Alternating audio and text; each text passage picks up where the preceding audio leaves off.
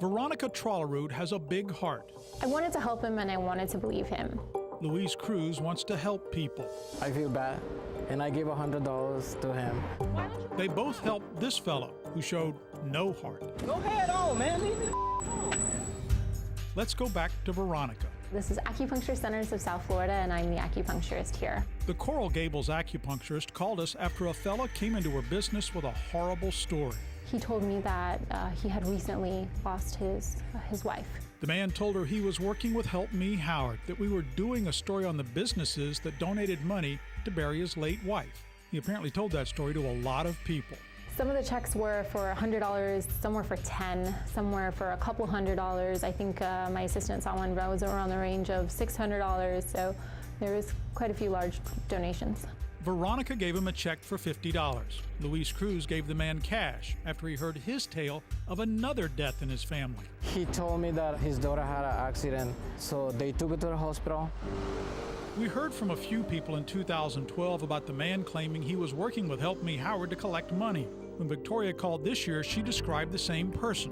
One business owner even got this copy of the man's ID that said his name was Ronald Lamont Speece. Ronald Speece? Yes. Oh, yes, that's my brother, but he's not here right now. We wanted to stop the fraud. An address for him led to his sister, who was surprised Ronald was raising money to bury a dead wife. Is he married? No. Has he ever been married? No. As for the story, Ronald needed money for his dead daughter.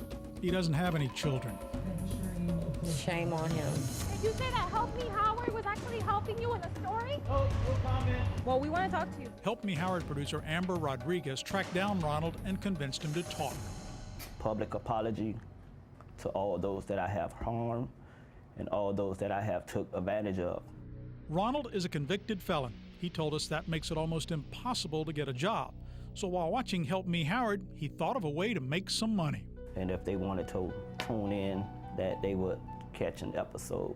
Me knowing a lot of people watch Help Me Howard, it kind of enhanced my chances of getting something in return from them. Ronald now says in his mind, it was a harmless way to make money.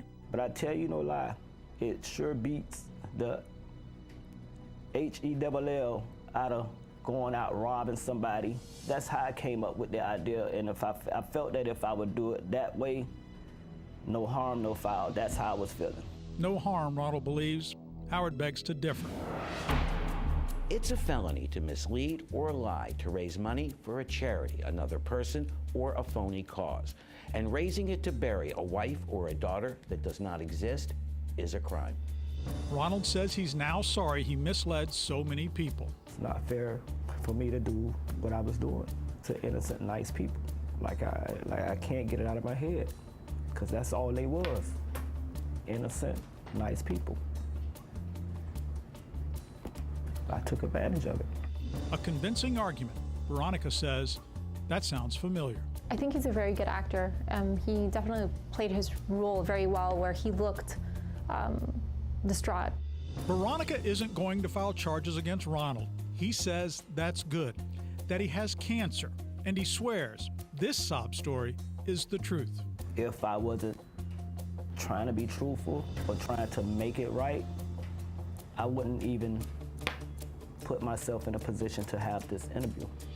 Now, we get calls from businesses once in a while who say, I can't believe you're doing a story on us and you never asked us for our side. We tell them, someone lied to you. We aren't doing a story. Because if we are, you'll hear from Howard, our producer Amber, or me. That's it. If it's not one of us, it's not Help Me Howard. Someone pretending to help and instead hurting you, ready to let the truth be known, will be glad to step in. And that's no lie. With this Help Me Howard, I'm Patrick Frazier, 7 News.